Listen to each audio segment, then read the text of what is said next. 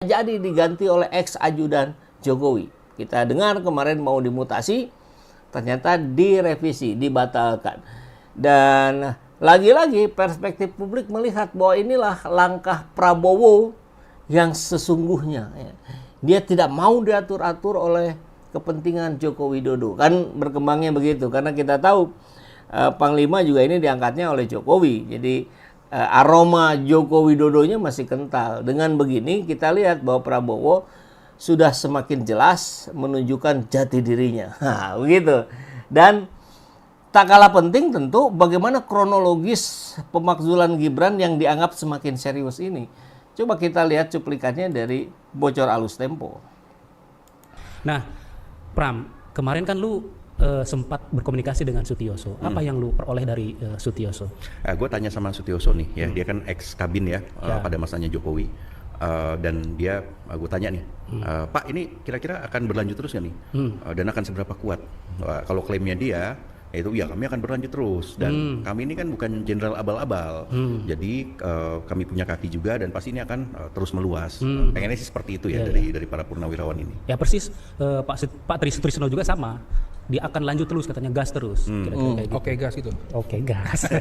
Nah tadi nyambung Pram ya, ngobrol sama mantan kabin juga ya. Nah kemarin kita wawancara Pak Soeharto itu ya, dia bilang juga dia sudah bertemu dengan Hendro Priyono, Ex-kabin juga. Ex-kabin juga dan proses-prosesnya. Dia bilang bahwa Hendro Priyono ini mendukung gerakan para purnawirawan. Dan memang dalam pernyataan di publik, Hendro Priyono kan tidak merendahkan ataupun tidak menampis gerakan purnawirawan ini kan. Silahkan dan seterusnya begitu ya. Dan mereka mengklaim bahwa Hendro Priyono ini mau ikut menekan, tapi dibilang nanti dulu Pak, dia bilang. Intinya Hendro Priyono ingin menyusul. Jadi kata beberapa teman purnawirawan, akan ada tambahan para purnawirawan yang akan menyusul atau menaikkan 8 petisi itu ya, termasuk Hendro Priyono. Tapi ditahan dulu ya. Nah, makin seru kan? Jadi ada siapa tadi, Bang Yos, Sutioso, ada Tri Sutrisno, bahkan Jenderal Soeharto ya, Laksamana ya kalau nggak salah. Ini tiga ini bicara tentang dukungannya terhadap gerakan purnawirawan. Meskipun Bang Yos tidak memunculkan tanda tangannya, cuman mau menyusul katanya begitu. Dan kita lihat ini semakin kuat, respon Pak Wiranto juga sangat memahami dan mengerti, katanya itu yang disampaikan oleh Pak Prabowo melalui Wiranto kepada rakyat. Ini kan eskalasinya semakin mengarahkan. Jadi kita coba dengarkan lanjutannya. Mereka kan mengatasnamakan Forum Purnawirawan Prajurit TNI ya. Di situ ada berbagai purnawirawan TNI dari kolonel sampai bintang 4 ya, Wan. Jadi kemarin kami ketemu sama Sunarko. Sunarko itu adalah mantan Danjen Kopassus. Lalu juga ketemu dengan Soeharto ya, marinir, dan beberapa jenderal lainnya lah seperti itu. Dan tadi bahkan Erwan menunggu rumahnya Pak Tri Sutrisno seperti itu. Mereka ini mulai bergerak Pram sejak awal tahun ini. Nah, mereka itu mulai berkumpul-kumpul lah di rumahnya siapa namanya Pak Sunarko, di rumahnya Soeharto dan beberapa tempat lainnya. Intinya mereka ini kita harus bagaimana nih soal kondisi negara maupun soal Gibran, karena mereka merasa Gibran ini menjadi biang masalah begitu ya. Ada yang menganggap bahwa Gibran ini karbit gitu, dalam artian Pak Tri Sutrisno, mantan wakil presiden saja perlu waktu 33 tahun dari aktif di militer, lalu menjadi wapresnya Soeharto begitu. Ini Gibran dari Solo pun tidak selesai, lalu dia menjadi wakil presiden dengan cara mengobok-obok konstitusi begitu ya. Nah, mereka bergunjing segala macam, berdebat dan berdiskusi, akhirnya dirumuskan tuh 8 poin. 8 poin itu dirumuskan, selesai di awal-awal Februari.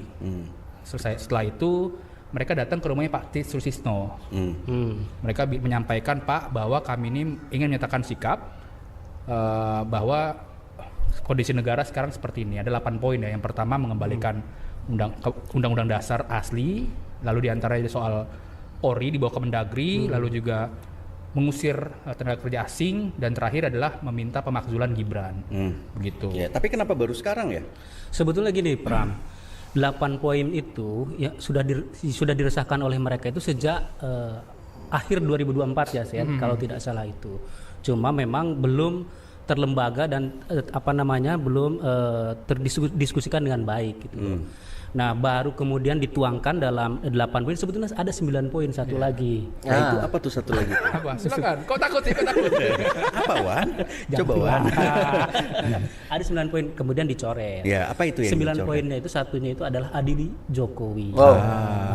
Lu tahu nggak kenapa dicoret? Tahu dong. Ini kan kita ketemu narasumber dari yang terlibat ya. Jadi ingin menyesuaikan dengan kodenya Prabowo. Apa itu? Prabowo kan 08. Nah, ini kan biar petisi 8 gitu ya. Dan nomor 8-nya adalah pemakzulan Gibran gitu. Biar teringat lah, terngiang-ngiang. Begitu ceritanya. Jadi sebetulnya 9, yang ke-9 adili Jokowi. Luar biasa ya. Berarti ya ini memang sudah dianggap sebagai sebuah paket. Jadi satu paket saja. Ini kita dengar misalkan Jenderal Sunarko, Maijen Sunarko. Gibran ini orang nggak tahu diri. Kenapa saya bilang nggak tahu diri? Nggak mampu tapi maksa. Kurang lebih sama dengan bapaknya. Kasihan nggak kita dengan anak cucu kita? Malu nggak kita sama founding fathers negeri ini yang sudah mendirikan negeri ini dengan darah dan jiwa? Kalau makin hancur. Saya cuma itu aja. 2 hal sebetulnya yang mendasari saya. Malu sama bapak dan ya mungkin kakek saya yang mendirikan negeri ini, yang ikut andil mendirikan negeri ini dengan darah. Kalau kemudian sekarang ini hancur lebur. Habis itu takut saya anak cucu saya ini kalau nanti negara ini hancur lebur. Betul. Nah kalau Gibran ini sebetulnya kalau ada yang mendiskusikan Gibran ini mampu, saya bilang saya nggak bisa kayak komentar lah. 6 bulan ini kelihatan kerjanya cuma bagi-bagi susu, mengasih sambutan, membaca, salah, memimpin negara besar Indonesia yang sangat heterogen ini membutuhkan orang yang kuat. Kuat itu berarti bukan kuat visinya doang. Ya, betul. Leadershipnya, Iya. intelektualitasnya. Apa ada itu dimiliki oleh Gibran? Nah itulah yang menakutkan buat kita. Yang kita yang kebetulan diberi mungkin pengalaman atau mungkin ilmu bagaimana mengelola negara sak gede ini gitu kan. Kita kan meragukan. Iya. Ya ini nada-nadanya sudah semakin menggejala ya. Sudah semakin banyak yang angkat suara, termasuk yang tidak kalah menarik dan hebatnya adalah Pak Rizal Fadila ya, bersama Pak Rustam dan Pak Medi tanggal 6 Mei ini dipanggil oleh Bareskrim dalam konteks beliau-beliau sebagai TPUA yang melaporkan tentang kepalsuan ijazahnya Jokowi sejak beberapa bulan yang lalu, sejak Desember kalau tidak salah awalnya ya, atau Januari lah, saya agak lupa, nanti kita lihat, kita dengarkan. Dan yang menarik itu Bareskrim ini sudah memproses, Bareskrim hari ini itu sudah memproses pasal-pasal yang bisa dikenakan kepada Pak Jokowi. Nah ini menariknya, karena TPUA sendiri ketika melakukan Dumas, pengaduan masyarakat, itu tidak menyebutkan pasal-pasalnya, hanya menyertakan bukti-buktinya saja, gitu. Laporan-laporannya saja, pengaduannya saja. Nah, dalam pandangan Pak Rizal Fadila ini adalah hal yang positif karena Bareskrim rupanya sudah bergerak, gitu. Bahkan naga-naganya, orang-orang UGM pun sudah diperiksa oleh Bareskrim. Nah, jadi yuk kita dengarkan. Ini diskusi kita kemarin ya. Itu hal yang biasa. Yang menarik adalah informasi tadi sekilas dari Pak Rizal bahwa munculnya surat panggilan dengan muncul di situ informasi pasal-pasal yang itu ternyata bukan dari TPUA. Bukan. Nah, itu yang gimana bikin, ceritanya? itu yang bikin semacam. Mungkin bisa sambil ditampilkan Kang Denny suratnya. Semacam optimisme gitu kan untuk menambah keyakinan, oh kalau begitu kita akan makin serius nih memberi masukannya gitu, karena kok dia sudah bisa menyimpulkan pasal-pasal itu karena waktu TPUA pertama mengadukan itu masih blank pasal gitu. Sengaja itu kita sudah tahu TPUA sudah tahu tapi tidak dimunculin. Karena itu untuk tahap awal saja kan gitu. Yang penting masuk dulu gitu kan. Masyarakat telah mengadukan gitu kan untuk tahap awal. Saya baca lagi belum sampai menukik ke pasal-pasal kan gitu. Sekarang terlihat dalam panggilan itu sudah ada pasal yang arahkan. Dan banyak juga itu pasalnya seperti ini. Pasalnya ada 263 ya, 264, 266 itu. Kalau 263 itu pemalsuan. Kalau 264 pemalsuan akta otentik, gitulah.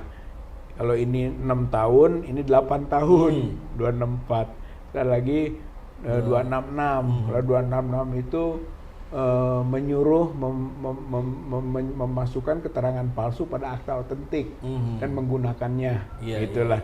Itu ancamannya 7 tahun.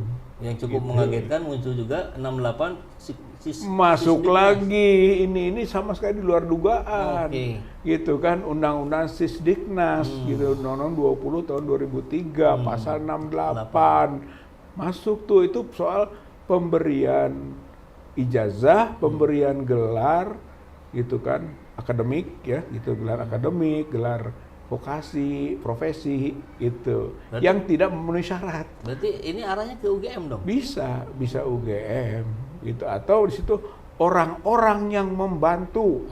Nah, berarti nanti ke person-person yang ikut serta kepada proses pemberian ijazah, gelar dan sebagainya tadi, Pak. Jadi ini menarik, gitu. Ada undang-undang pendidikan gitu yang dimasukkan, yang bersanksi pidana itu 5 tahun.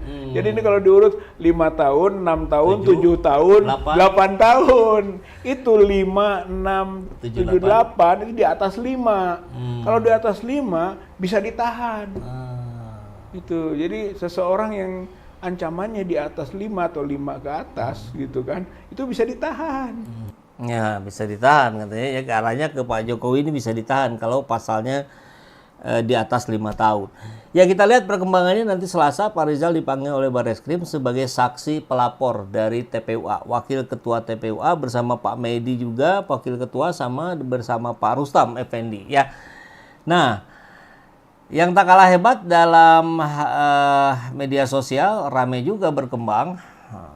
Videonya muncul lagi nih ketika detik-detik Pak Jokowi melewati Pak Tri Sutrisno. Nah, ini Pak Tri Sutrisno dilewati nih. Ini rame lagi nih videonya nih. Bukti kalau Pak Jokowi memang tidak respect barangkali kepada Pak Tri, atau mungkin sebenarnya ini terlewat saja, orang lupa kan biasa ya, karena fokusnya terlalu ke sana, nggak tahu di situ ada Pak Tri. Kalau tahu beda cerita, pasti akan disamperin dan disalamin, mungkin begitu ya pandangan netralnya. Tapi mau tidak mau ini menjadi framing publik hari ini yang melihat bahwa ya Pak Tri memang dengan Pak Jokowi berbeda kubu, kurang lebih begitulah ya, sehingga ketika Tri Sutrisno ikut menandatangani 8 pernyataan sikap purnawirawan, kemarin muncullah kabar anaknya Pak Kunto itu dimutasi, walaupun akhirnya dibatalkan mutasinya. Satu lagi nih dari Rismon Sianipar yang menyatakan tidak ada mediasi-mediasi untuk penyelesaian ini. Kita dengarkan. Bentar ya. Tidak bisa mediasi-mediasi. Ini no turning back ini.